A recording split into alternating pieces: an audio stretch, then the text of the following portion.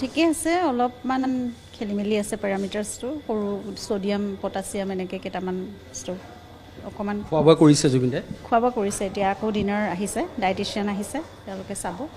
আৰু বাকীখিনি কাইলৈ আৰু বহুতখিনি আছে, টেষ্ট আছে কৰিবলৈ, কৰি ল'ব। দুদিনমান ৰেষ্টত থাকিলে ভাল, এতিয়া কেনেকৈ থাকে নাজানো। জুবিন দাই মূৰত দুখ পাইছে, কিন্তু সমগ্ৰ অসমবাসী আপোনালোকে পৰিয়ালে কৈছে, অসমবাসীও বিচাৰে জুবিন দাই ৰেষ্ট লওক, জিৰণি লওক। সেইটো যোনটো জুবিন দাৰ কাৰণে আটাইতকৈ অসম্ভৱ কথা ধৰে। গতিকে চিকিৎসকে যোৱাবাৰো যি হৈছিলে সেই সময়তো পৰামৰ্শ দিছিলে জিৰণিৰ কাৰণে। গতিকে এইবাৰো আপোনালোকে নিশ্চয় জুবিন দাক এইটো কথা কৈ আছে ঘৰৰ মানুহ হিচাপে। এইবাৰ নিশ্চয় চিকিৎসকে যদি পৰামৰ্শ দিয়ে আৰু অলপ হয়তো মানিব জুবিন দাই। গতিকে কি ক'ব? জুবিন দাৰ জিৰণি নাই সাধাৰণতে, সেইটো সকলোৱে জানে। এতিয়া মানে কাইলৈৰ পৰা কাম কৰাৰ কথা কৈয়ে আছে।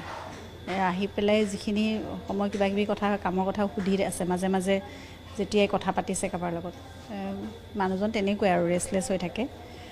যি কি নহওক জিৰণিটোৱে এতিয়া আচল ট্ৰিটমেণ্টটো তেওঁৰ জিৰণিয়ে। গতিকে সেইখিনি আমি চেষ্টা কৰিছোঁ, তেওঁক তেনেকৈ মানে দিবৰ চেষ্টা কৰিব লাগিব।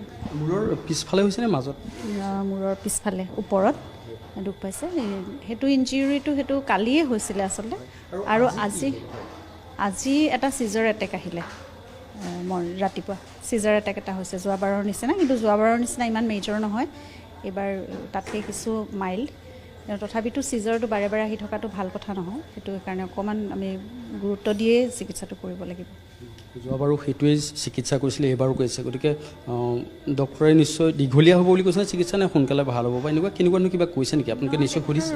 গোটেই পেৰামিটাৰ্ছখিনি চোৱাৰ পিছত, গোটেইখিনি টেষ্ট কৰাৰ পিছত, ছ'ডিয়াম বেলেঞ্চ হৈ যোৱাৰ পিছত ইমান চিকিৎসাৰ কথা নাথাকে, কিন্তু ৰেষ্ট ল'ব লাগিব তেওঁ, এইটো কথা। ধন্যবাদ জনাইছোঁ।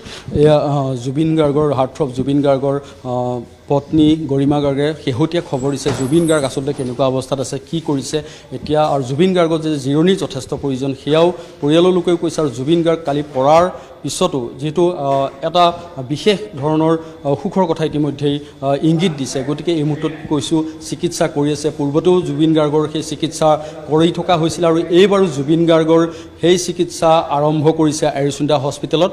ৰুম নম্বৰ 1539 সেই ৰুমত আছে জুবিন গাৰ্গ। কিছু সময়ৰ পূৰ্বে আহাৰ গ্ৰহণ কৰিছে, আৰু কেইটামান মুহূৰ্তৰ পূৰ্বে বিজেপিৰ এটা দল ইয়াৰ পৰা আহি জুবিন গাৰ্গক সাক্ষাৎ কৰি গৈছেই।